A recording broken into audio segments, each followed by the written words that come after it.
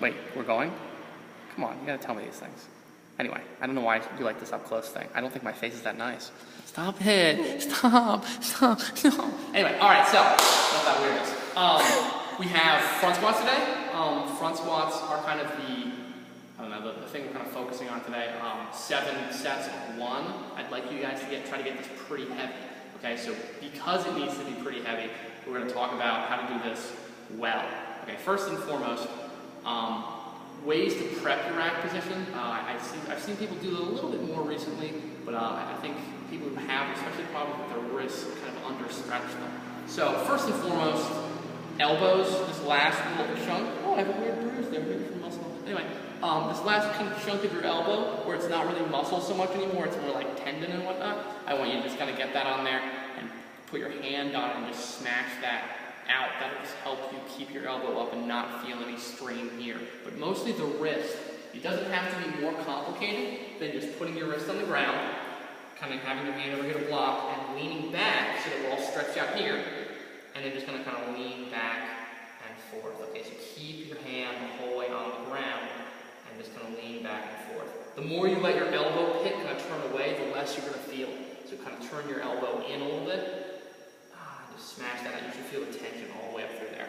And that's just, I mean, it's a very simple stretch, but it works pretty well. So, the front rack, just for any people who don't know, it really should be sitting here. Okay, so the front rack really does look like this, with our hands just being over here to kind of help out with the balance. We're not trying to hold the bar with our hands.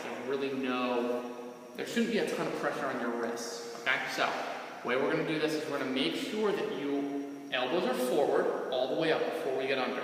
Okay, squeeze your lats as hard as you can and hold your stomach really tight. Try to stay upright, but stay compact here. Don't open up really hard. Okay, just stay nice and flat with our elbows as hard as we can and a lot of tension in our back. Okay, as we're going to take this down.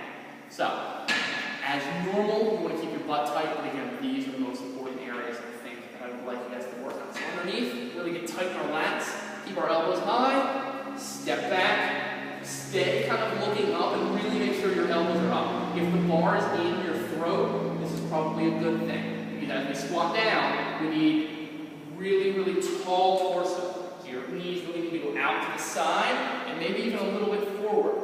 Okay? Really dig into the ground with your feet.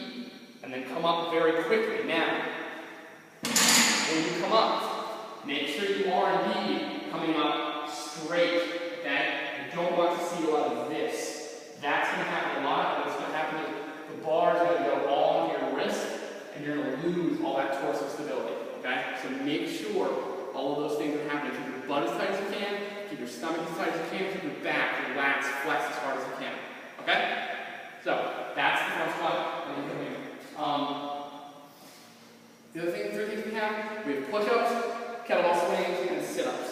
I don't want to talk too in depth about sit-ups, so I'll just start there. I want you guys to, whatever position you take up with your feet, it doesn't really matter too much to me. I've kind of adopted this mostly straight leg, because I think it distributes weight this way a little bit better. It makes it a little bit easier and feel like you're not going to get stuck on the way up, but you can do whatever you want. You can butterfly your feet and have one knee up. You know, it's up to you.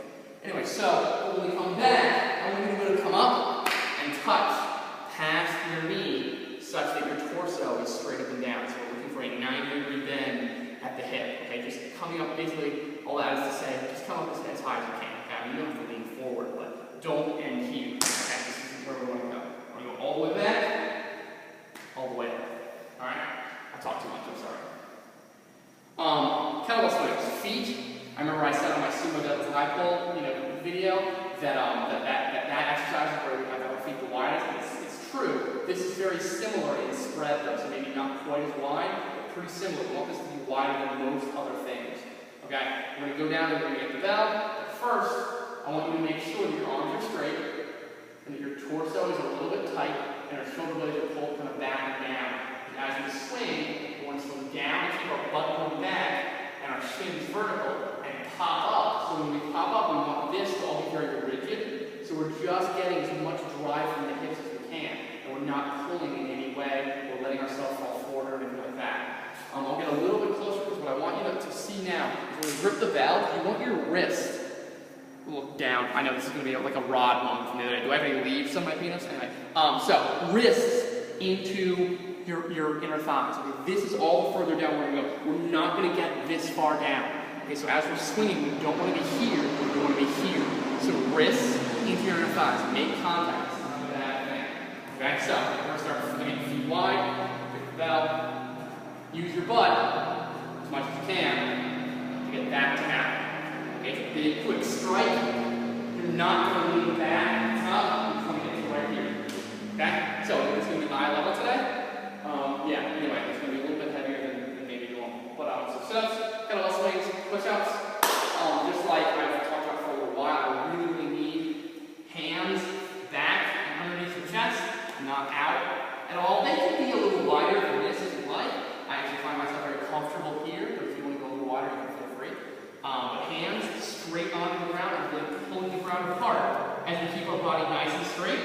Lean in and come up. Okay?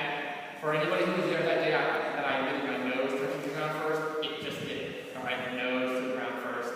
I have a big nose, that's what it is. Anyway, so hands really pulling the ground apart.